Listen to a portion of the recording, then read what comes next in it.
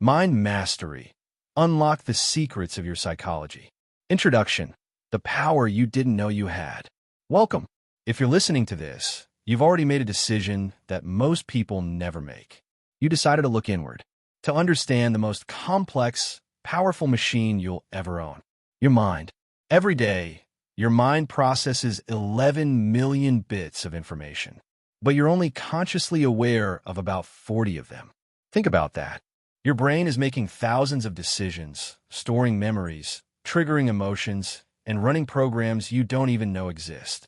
And here's the wild part. Most people go their entire lives never understanding how any of it works. They wonder why they keep repeating the same patterns, why they can't stick to goals, why they feel anxious for no reason, why some people seem to have it all figured out while they're stuck. The answer isn't out there. It's in here, in your psychology. This audiobook isn't about theory. It's not about memorizing definitions or impressing people at parties. This is about giving you the operating manual for your own mind. The insights, tools, and strategies that turn self-awareness into real power. By the end of this journey, you'll understand why you think the way you think, how to rewire patterns that hold you back, the science behind motivation, habits, and lasting change, how to manage your emotions instead of being controlled by them, the hidden biases sabotaging your decisions, how to build unshakable mental resilience. This isn't just information. It's transformation. So let's begin. Let's unlock the secrets of your psychology. Your mind is about to become your greatest asset. Chapter 1. The Mindset REU and Understanding Your Mental Operating System. Here's something nobody tells you. Your mindset isn't fixed. It's software, and software can be updated. Right now, you're running on programming installed years ago. Some of it is excellent. Some of it is outdated. And some of it, it's malware keeping you stuck. Dr. Carol Dweck, a Stanford psychologist, discovered something revolutionary.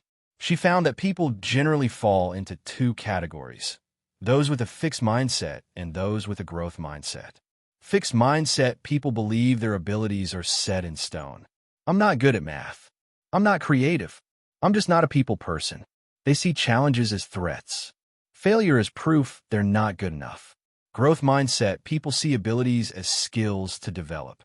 They see challenges as opportunities. Failure as feedback. Same situation. Completely different reality.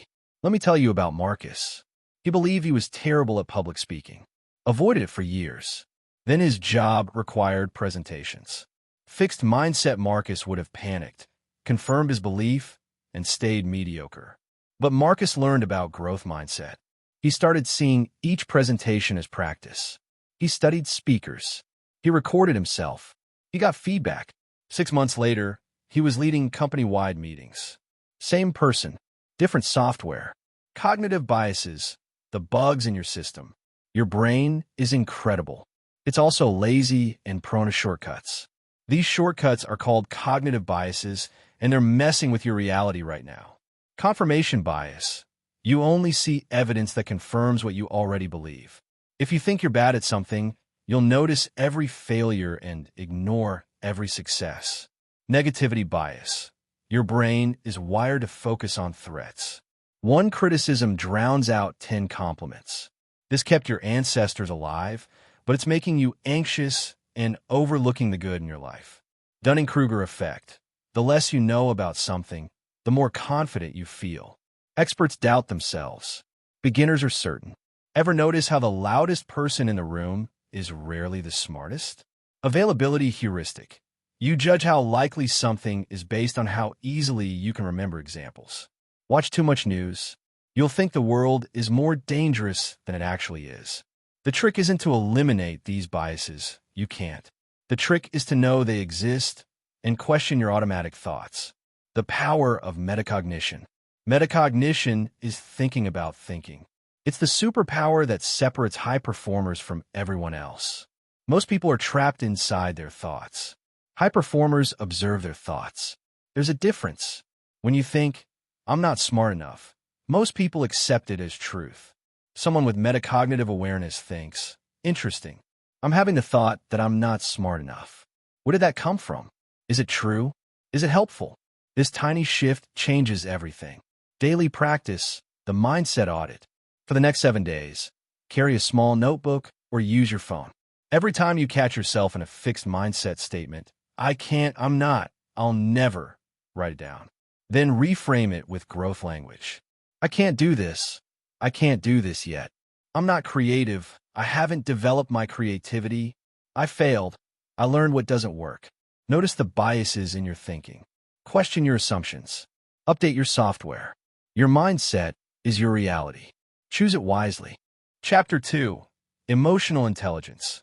Your secret weapon beyond IQ. The intelligence that actually matters. Here's a fact that should change how you think about success. IQ accounts for about 20% of your success in life. The other 80%? Emotional intelligence. You can be the smartest person in the room and completely fail at life if you can't understand emotions, yours and others. Emotional intelligence has 4 core components. 1. Self-awareness. Recognizing what you're feeling and why to. Self-management. Controlling your emotional reactions. 3. Social awareness. Reading others' emotions accurately. 4. Relationship management. Using emotional understanding to connect and influence. Most people are emotionally illiterate. They feel angry but don't know why. They're anxious but can't identify the trigger. They're hijacked by emotions they don't understand. Let me show you what happens when you develop emotional intelligence. The anatomy of an emotion. Emotions aren't random. They follow a pattern. Trigger, thought, physical sensation, emotion, behavior. Someone cuts you off in traffic. That's the trigger. Your thought, that jerk, he's disrespecting me. Physical sensation, heart rate spikes, muscles tense. Emotion, anger. Behavior, you honk, curse, tailgate. But here's the power move. You can intervene at any point in this chain. You can't control the trigger. You can control everything else. High emotional intelligence means catching the process early. You notice the thought before it becomes rage. You feel your heart rate spike and breathe deeply. You choose your response instead of reacting automatically. The emotional vocabulary expansion. Most people have about 5 words for their emotional states. Good, bad, stressed, tired, angry. That's like trying to paint with 5 colors. You need a bigger palette. Research shows that people who can name specific emotions with precision, I'm feeling disappointed and slightly betrayed versus I'm upset, have better emotional regulation and mental health. Expand your vocabulary. Instead of angry, frustrated, irritated, resentful, betrayed, threatened. Instead of sad, disappointed, lonely, melancholic, grieving, discouraged. Instead of anxious, nervous, worried, overwhelmed, insecure, uncertain. Instead of happy, content, joyful, excited, grateful, peaceful. The more precisely you can name what you feel, the more control you have over it. Empathy, reading the room. Empathy isn't about being nice. It's about understanding what others are experiencing and responding appropriately. There are 3 types. Cognitive empathy, understanding someone's perspective intellectually. Emotional empathy, feeling what another person feels. Compassionate empathy, understanding, feeling, and taking action to help. The most effective people use all 3. Watch people's faces, body language, tone of voice. These tell you more than their words. Someone says, I'm fine, with crossed arms and a tight jaw. They're not fine. This skill makes you magnetic in relationships, irreplaceable at work, and genuinely connected in life. Daily practice, the emotion journal. Every evening for the next 30 days. Identify. Name 3 emotions you felt today with precision. Investigate. What triggered each emotion? What thoughts preceded it? Impact. How did each emotion affect your behavior? Improve. What could you do differently next time? This practice builds the self-awareness muscle that everything else depends on. Master your emotions, and you master your life. Chapter 3. The motivation, so why willpower is a myth. Let's destroy a dangerous myth right now. Willpower is finite, and relying on it guarantees failure. You've experienced this. January 1st, you're pumped. Gym every day, healthy eating, new habits. By February, you're back on the couch eating ice cream. It's not because you're weak. It's because you're using the wrong system. Motivation isn't something you have or don't have. It's something you engineer.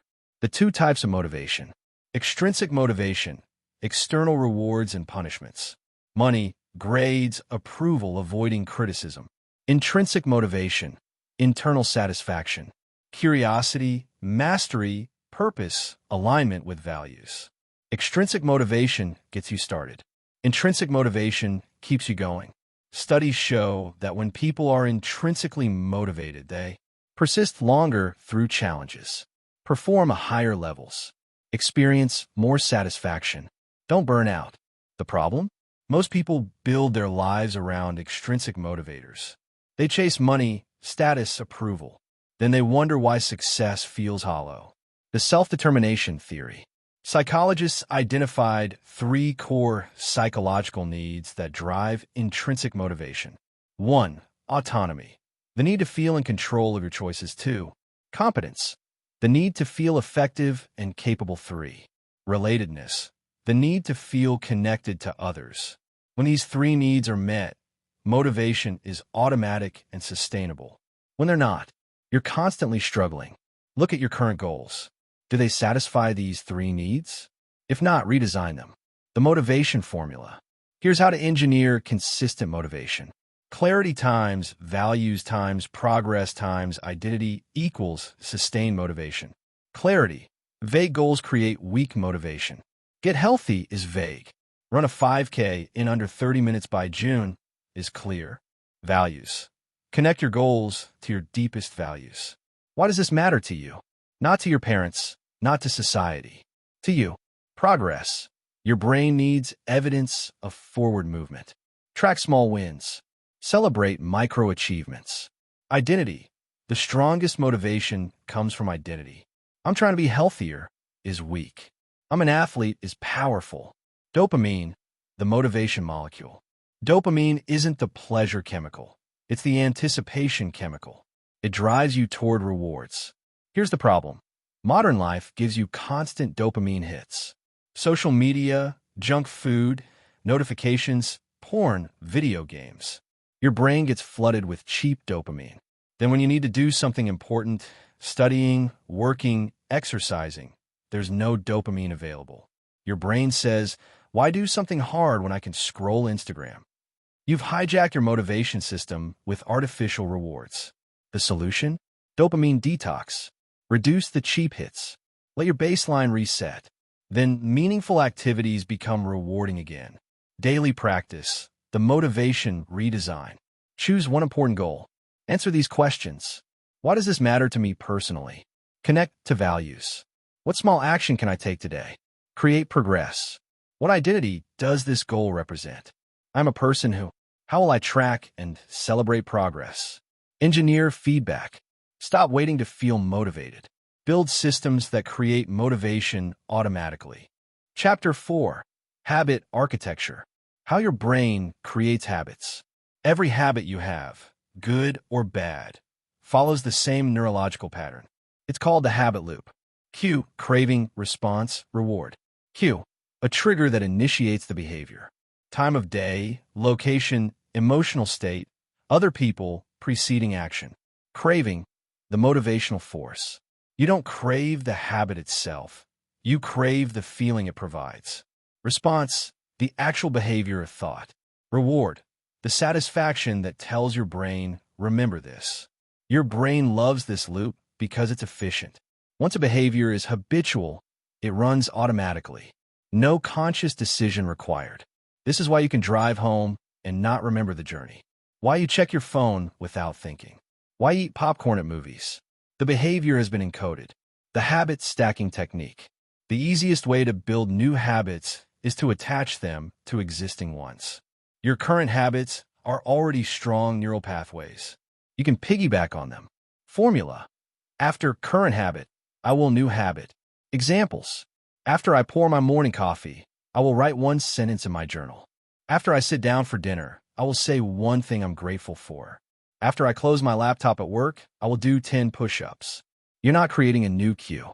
You're using an existing one. The 2-minute rule. Here's why most people fail at habits. They make them too big. I'm going to exercise for an hour every day. Great ambition. Terrible strategy. The 2-minute rule says, when you start a new habit, it should take less than 2 minutes. Not run 5 miles. Instead, put on running shoes. Not write a book. Instead, write 1 sentence. Not eat healthy. Instead, eat 1 vegetable. This isn't your final goal. It's the gateway, the entry point. Once you put on running shoes, you'll probably go for a run. Once you've written 1 sentence, you'll probably write more. But even if you don't, you've maintained the habit identity. You become the person who shows up. That's the real victory. Identity-based habits. Most people set outcome-based goals. I want to lose 20 pounds. I want to read 50 books. Better approach, identity-based habits. Don't ask, what do I want to achieve? Ask, who do I want to become? Then let your habits be votes for that identity. Want to be a writer? Writers write daily. Even 1 sentence is a vote for writer identity. Want to be healthy? Healthy people move their bodies. Even a 2-minute walk is a vote for healthy identity. Every action is a vote for the type of person you want to become. Breaking bad habits. You can't just remove a bad habit. You have to replace it. Same cue, same craving, different response, similar reward. Stress, cue, makes you crave relief. Currently, you scroll social media, response, and feel temporary escape, reward. Better, stress, cue, makes you crave relief. You take 5 deep breaths, response, and feel genuine calm, reward. The key is finding a substitute that satisfies the same craving. Also, make bad habits harder to do. Delete apps. Put junk food in hard-to-reach places. Add friction. Make good habits easier. Lay out gym clothes. Pre-cut vegetables. Remove friction. Environment design beats willpower every time. Daily practice, your habit blueprint. Identify.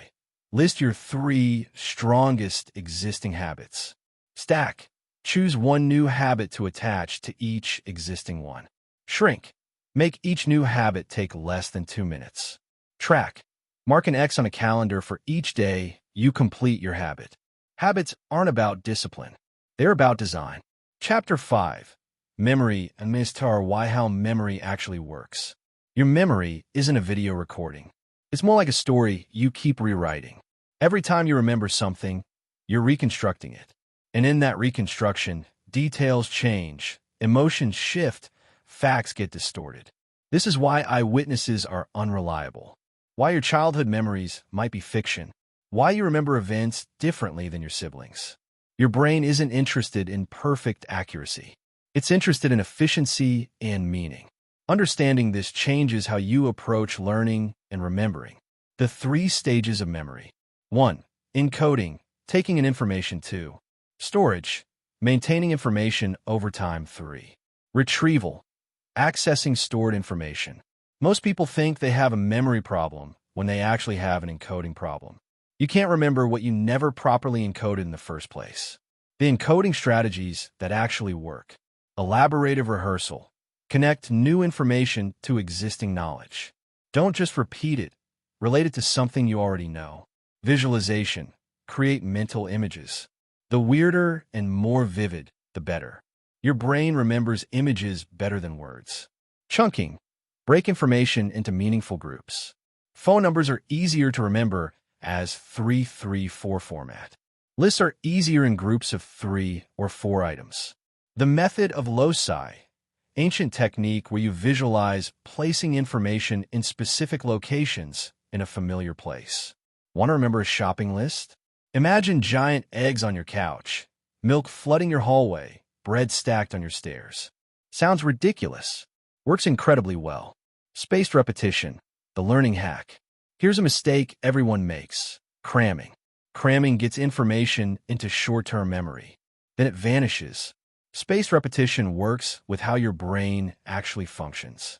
Instead of studying something 10 times in one day, study it once today, once tomorrow, once in 3 days, once in a week, once in a month. Each time you recall information, you strengthen the neural pathway. Each time you space it out, you make it more permanent. This is how you move information from short-term to long-term memory. Sleep, the memory consolidation machine. Your brain doesn't rest during sleep. It's working hard, transferring information from short-term to long-term storage. Studies show that people who sleep after learning retain 30 to 40% more information. Sleep deprivation impairs memory formation by up to 40%. Naps improve memory consolidation. Want to remember what you learn? Sleep. Forgetting is a feature, not a bug. Your brain is designed to forget. And that's good. If you remembered everything, your mind would be cluttered with irrelevant details. You need to forget to make room for what matters. The trick is using active recall, deliberately testing yourself on what you've learned. Reading something 10 times is passive. Testing yourself once is active. Active recall tells your brain, this information is important. Store it. Daily practice, memory training. Choose one thing you want to remember, a concept, facts, a skill. Encode. Explain it to yourself out loud in your own words. Visualize. Create a vivid mental image or story. Relate. Connect it to something you already know. Test. Close your book and try to recall everything. Space. Review tomorrow, then in 3 days, then in a week. Your memory isn't fixed. It's a skill you can train. Chapter 6. The Decision-Making Framework.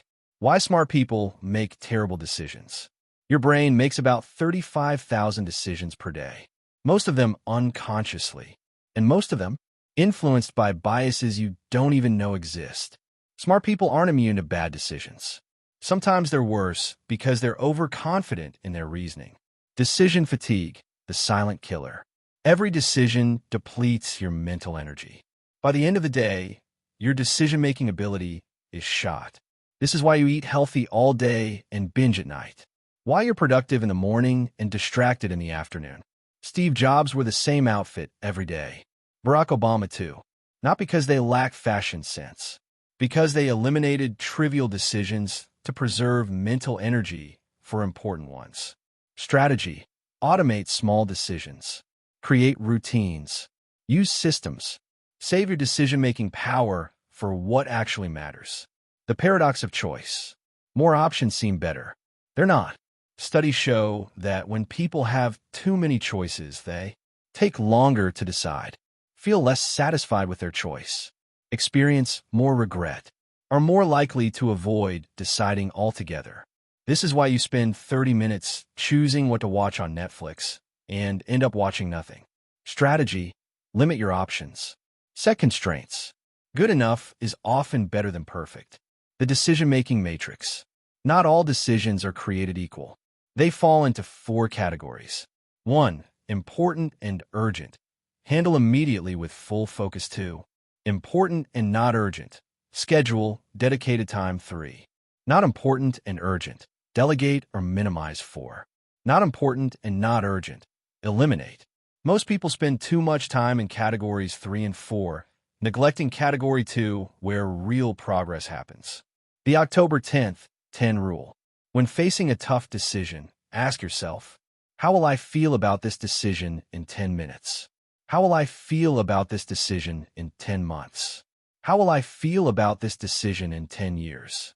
This shifts your perspective from immediate emotion to long-term impact. That dessert looks great in 10 minutes.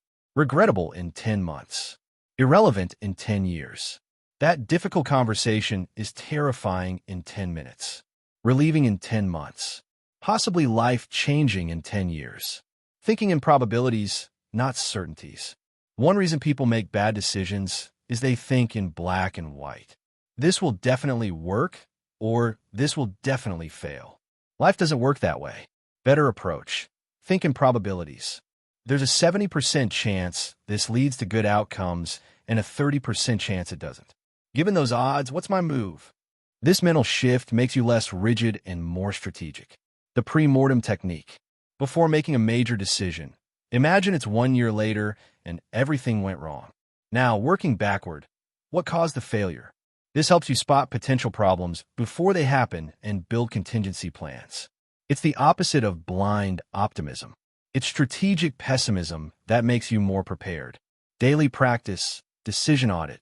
For the next week, track, note every significant decision you make. Analyze. What information did you consider? What did you ignore? Biases Which cognitive biases influenced you? Result: if possible, evaluate the outcome. The goal isn't perfect decisions. It's better decisions over time. Chapter 7: Stress Management and Mental Areas of Understanding Stress. Friend or foe? Here's a perspective shift. Stress isn't the enemy. Your perception of stress is. Studies show that people who view stress as harmful have worse health outcomes. People who view stress as their body preparing them to meet challenges, they're healthier and perform better. Same stress, different mindset, different outcome. The stress response system. When you encounter a stressor, your body activates the fight or flight response. Heart rate increases, breathing quickens, muscles tense, cortisol floods your system. This is your body preparing for action. It's a feature, not a bug. The problem comes when this system is activated constantly by modern stressors. Emails, deadlines, traffic, social media, news. Your body can't tell the difference between a lion chasing you and your boss yelling at you. It activates the same response. Chronic activation leads to weakened immune system, sleep problems, anxiety disorders, cardiovascular issues, impaired cognitive function. You need to manage stress before it manages you. The resilience formula. Resilience isn't about avoiding stress. It's about bouncing back from it. Resilience equals stress recovery divided by stress exposure. If you recover faster than stress accumulates, you're building resilience. If stress accumulates faster than you recover, you're heading toward burnout. Stress management techniques that actually work. 1. Box breathing. Inhale for 4 counts. Hold for 4 counts. Exhale for 4 counts. Hold for 4 counts. Repeat. This activates your parasympathetic nervous system, your body's natural calm-down mechanism. Do this for 2 minutes when you feel stressed. Works immediately. 2. Progressive muscle relaxation. Tense each muscle group for 5 seconds, then release. Start with your feet, work up to your face. This releases physical tension and signals your brain that the threat is over. 3. The 5-4-3-2-1 grounding technique. Name 5 things you can see. 4 things you can touch. 3 things you can hear. 2 things you can smell. 1 thing you can taste. This pulls you out of your anxious mind and into the present moment. 4. Exercise, the single most effective stress reliever. 30 minutes of movement reduces cortisol and releases endorphins. You're not too busy to exercise. You're too busy not to. 5. Social connection. Talking to someone you trust reduces stress hormones and increases oxytocin, the bonding hormone. You're not meant to carry stress alone. Building mental toughness. Mental toughness isn't about suppressing emotions. It's about managing them effectively under pressure. The 4 C's of mental toughness. Control. Focus on what you can control. Release what you can't. Commitment. Stay dedicated to your goals despite setbacks. Challenge. See obstacles as opportunities to grow confidence. Trust in your ability to handle difficulty. You build this through deliberate practice. Put yourself in uncomfortable situations. Push past your comfort zone. Reflect on how you handled it. Adjust. Repeat. The power of reframing. Your stress isn't about the situation. It's about your interpretation of the situation. Traffic jam. This is terrible. I'm going to be late. Everyone will judge me. Reframe. I have 15 uninterrupted minutes to listen to an audiobook and breathe. Same situation, different experience. Practice catching negative interpretations and asking, is there another way to see this? Rest is productive. The culture glorifies hustle. Sleep when you're dead. Rise and grind. This is toxic nonsense that leads to burnout. Your brain and body need recovery. Without it, performance tanks, creativity disappears, and resilience crumbles. Build and rest. 7 to 9 hours of sleep nightly. 1 full rest day per week. Regular breaks during work. Try the Pomodoro technique. 25 minutes work, 5 minutes rest. Vacations where you actually disconnect. Rest isn't weakness. It's strategic recovery. Daily practice. Your stress management toolkit. Create your personal stress protocol. Morning. 5 minutes of box breathing or meditation. Midday. 10-minute walk outside. No phone. Evening, progressive muscle relaxation before bed. Weekly, one activity purely for joy and relaxation. Track your stress levels daily, 1 to 10 scale. Notice patterns. Adjust strategies. You can't eliminate stress, but you can become unshakable. Chapter 8. The Self-Awareness Deep Dive. The mirror that changes everything. Self-awareness is the foundation of all personal growth. You can't change what you don't see. Most people live on autopilot, reacting to life rather than consciously creating it. Self-awareness wakes you up. There are two types. Internal self-awareness, understanding your values, beliefs, emotions, strengths, weaknesses, and impact on yourself. External self-awareness, understanding how others perceive you. You need both. The Johari window. Imagine a window with 4 panes. 1. Open area. Things you know about yourself and others know too. Blind spot. Things others see but you don't. 3. Hidden area. Things you know but keep hidden from others. 4. Unknown. Things neither you nor others realize about you. The goal is to expand your open area by sharing more of your hidden area, vulnerability. Seeking feedback to reduce your blind spot, humility. Exploring to discover your unknown, curiosity. Values, clarification. Most people haven't clearly defined their values. They're living by default values inherited from parents, society, or culture. Then they wonder why success feels empty. Your values are your internal compass. When your actions align with your values, you feel fulfilled.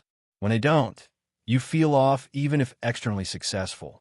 Common core values. Freedom, security, growth, connection, creativity, contribution, achievement, adventure, peace, authenticity. You can't have everything. Choose your top 5. These become your decision-making filter. The shadow self. Carl Jung taught that we all have a shadow, parts of ourselves we deny, repress, or project onto others. The traits you hate in others? Often reflections of aspects you've rejected in yourself. Highly judgmental about lazy people? Might be suppressing your own need for rest. Irritated by attention seekers? Might be denying your own need to be seen. Bringing the shadow into awareness removes its power over you. The self-awareness questions. Ask yourself regularly. 1. What am I feeling right now and why? 2. What patterns keep repeating in my life? 3. What am I avoiding looking at? 4. If my best friend saw my life, what would they say I need to change? 5. What would I do if I knew I couldn't fail? 6. What am I tolerating that I shouldn't? 7. Am I living according to my values or someone else's? These questions cut through self-deception and create clarity. Feedback. The self-awareness accelerator. You can't see your own blind spots. You need external mirrors. Ask trusted people.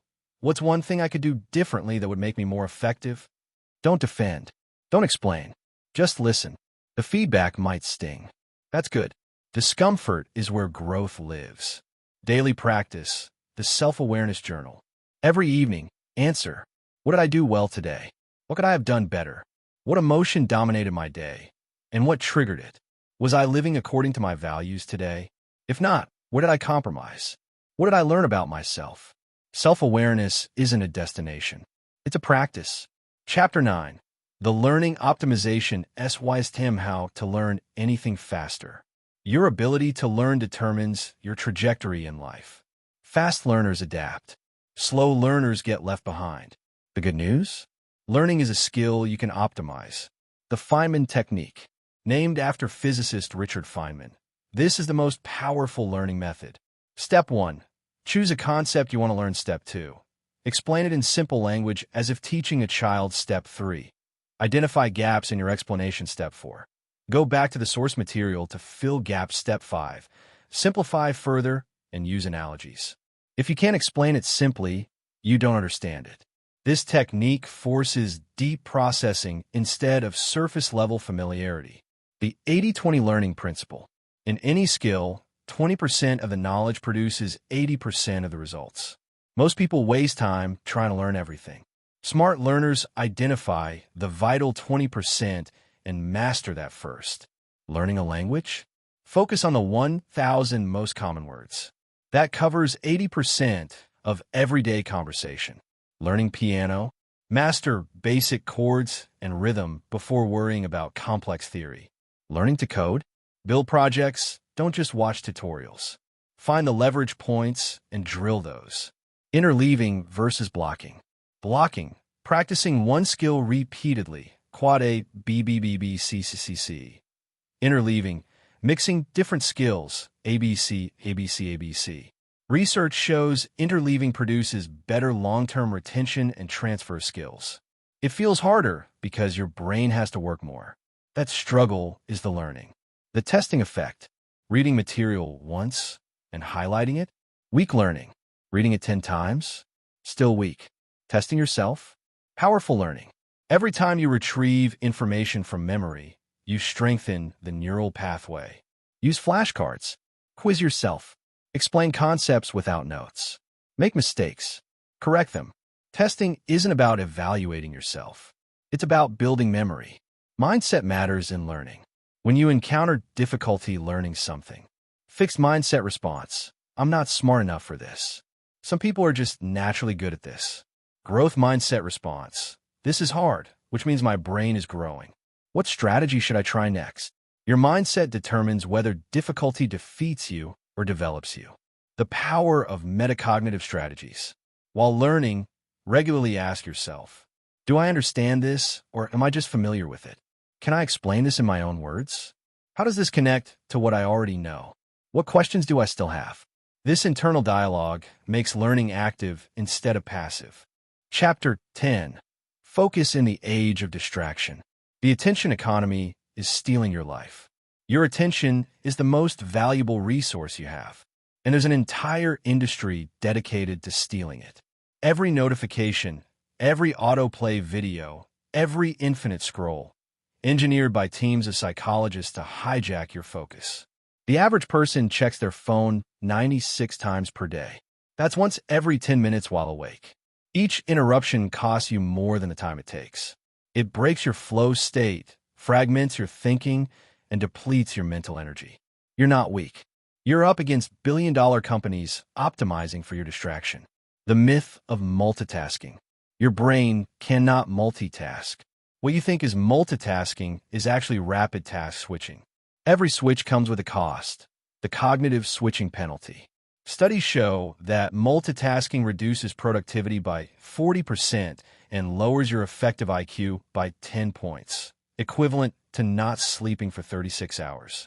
You're not doing two things at once. You're doing two things poorly. Deep work versus shallow work. Cal Newport distinguishes between two types of cognitive activity. Deep work, focused, uninterrupted work on cognitively demanding tasks. This creates value, builds skills, and is hard to replicate. Shallow work, logistical, low-value tasks done while distracted. Email, meetings, administrative work. Most people spend 80% of their time on shallow work and wonder why they're not advancing. The highest performers flip this ratio. They protect time for deep work like their career depends on it. Because it does. The focus formula. Focused attention equals clear goal plus eliminated distractions times time blocking. Clear goal. Your brain can't focus on work. It can focus on, write the introduction to Chapter 3. Eliminated distractions. Turn off notifications.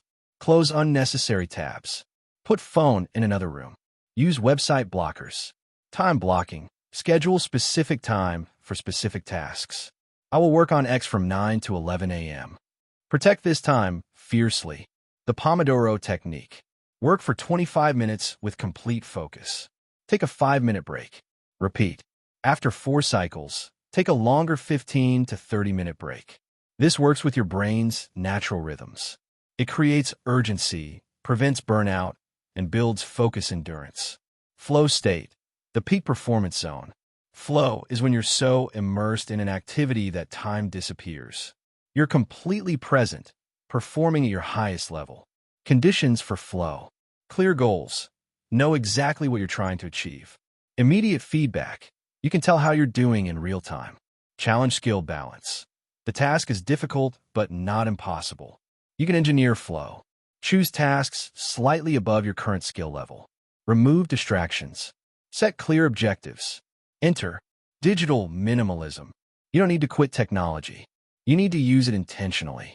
Strategy 1. Phone sabbaticals 1 day per week. No phone except for emergencies. Strategy 2. App purging. Delete apps that don't add value. If you need them, use browser versions, much less addictive. Strategy 3. Notification annihilation. Turn off all non-essential notifications. You'll check things when you decide to, not when your phone decides. Strategy 4. Physical separation. Keep your phone in a different room while working. The mere presence of it reduces cognitive capacity. Daily practice, the focus challenge. For the next 7 days. Morning, first hour awake, no phone. Work block, 2 hours of deep work, phone off, notification silenced. Evening, last hour before bed, no screens. Track, how many times did you break focus? What triggered it? Your focus is your future. Protect it accordingly. Chapter 11. The relationship matrix. Why relationships determine everything. You are the average of the 5 people you spend the most time with.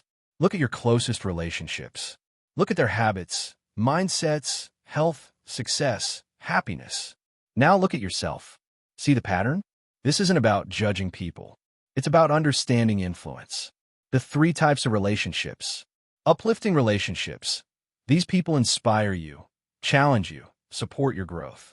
After spending time with them, you feel energized and motivated. Neutral relationships. These people neither add nor subtract from your life. Coworkers, acquaintances, casual friends. Draining relationships. These people consistently take more than they give. After spending time with them, you feel exhausted, negative, or depleted.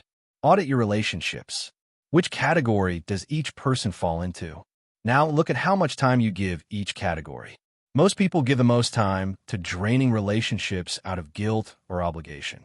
Meanwhile, uplifting relationships get neglected. Rearrange your investment. The law of reciprocity. Healthy relationships are balanced exchanges over time. Not transaction by transaction, but overall. Red flags. You're always initiating contact. You give advice. They never ask about you. You celebrate their wins. They minimize yours. You adapt to their schedule. They never accommodate yours. If you find yourself constantly giving and rarely receiving, you're not in a relationship. You're in a one-person performance. Communication, the skill nobody taught you. Most conflict comes from poor communication, not fundamental incompatibility. Active listening. Listen to understand, not to respond. Put your phone down. Make eye contact. Ask clarifying questions. I statements. I feel hurt when, instead of you always. Own your emotions. Don't blame. Validation. You can disagree with someone and still validate their feelings. I understand why you'd feel that way. Builds bridges. Clarity. Say what you mean. Don't expect people to read your mind. Boundaries. The foundation of respect. Boundaries aren't walls. They're guidelines for how you allow others to treat you.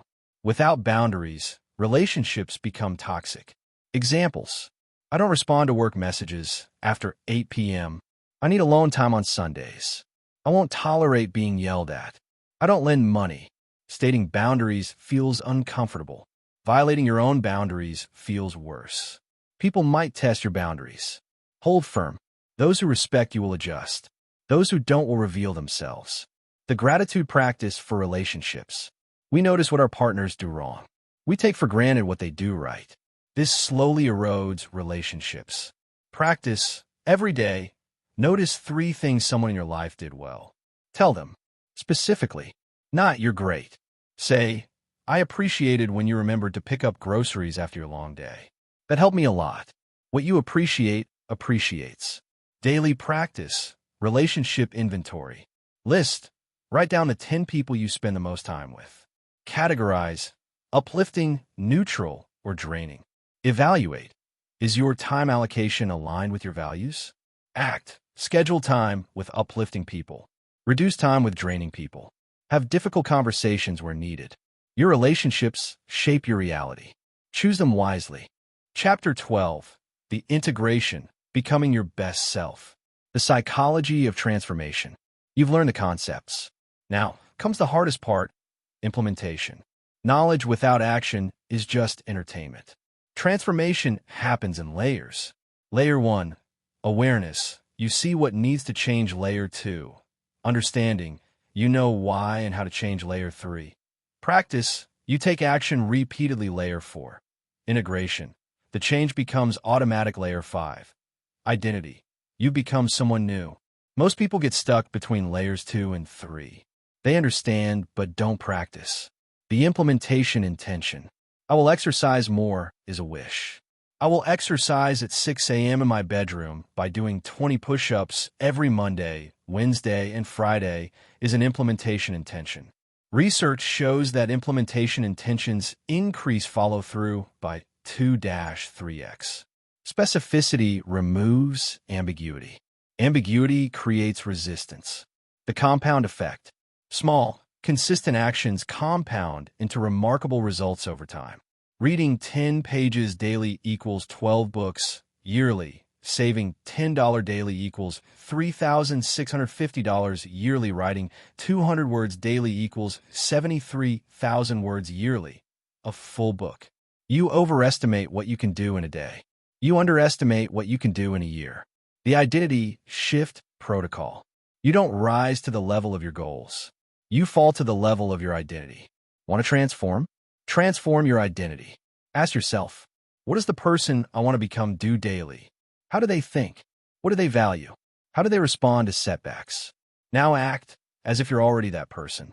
Vote for that identity with every choice. The obstacle is the way. You will face setbacks. Guaranteed. The difference between people who transform and people who quit isn't that successful people don't face obstacles. It's that they see obstacles differently. Fixed mindset.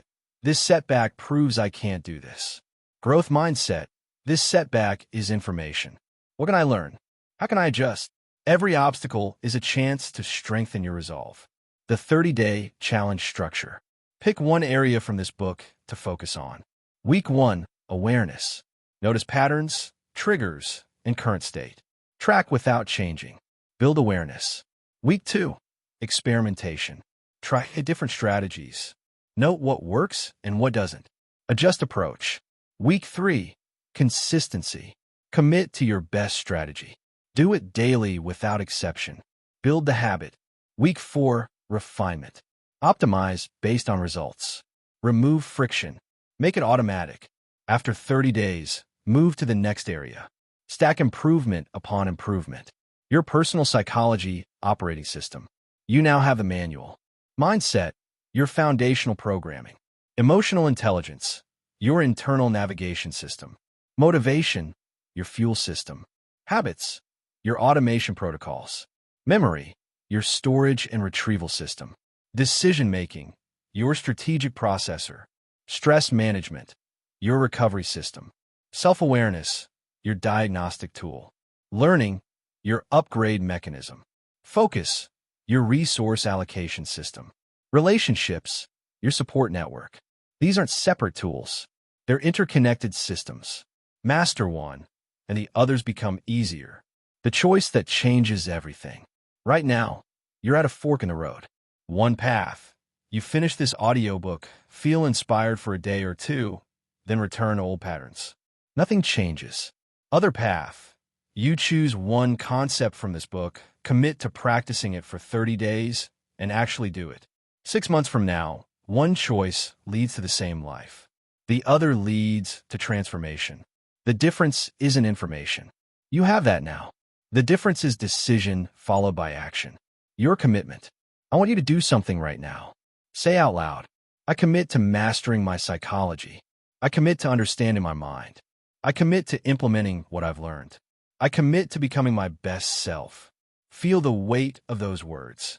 Your psychology isn't something that happens to you. It's something you create. Every thought you think, every habit you build, every emotion you manage, these are choices. You are the architect of your mind.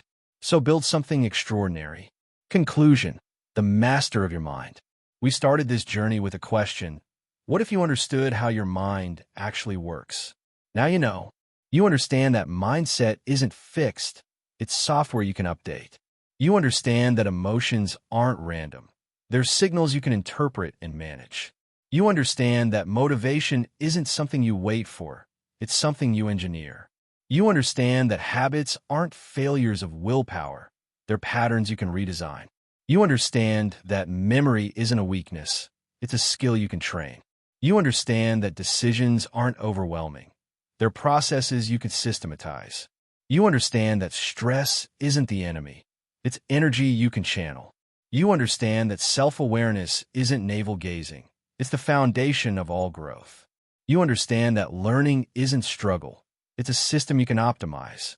You understand that focus isn't a gift, it's a practice you can master. You understand that relationships aren't luck, they're investments you can choose. This knowledge gives you power, but only if you use it. The invitation.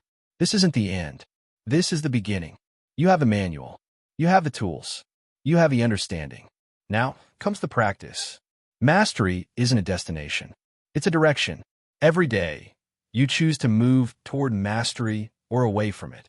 Every thought, every action, every response, it's a vote for who you're becoming. Vote wisely. Your next steps. Today, right now, choose one chapter that resonated most. Select one practice from that chapter. Commit to 30 days of implementation. Track your progress daily. Reflect and adjust weekly. That's it. Don't try to do everything. Do one thing excellently. Then stack the next one. The final truth. You have everything you need to transform your life. The only question is, will you? Will you take what you've learned and apply it? Or will you let it fade into the background noise of information you consumed but never used? Your mind is the most powerful tool you'll ever own. Learn to use it, master it, and watch what becomes possible. Thank you for taking this journey. Now go create the life you're capable of living. You've got this.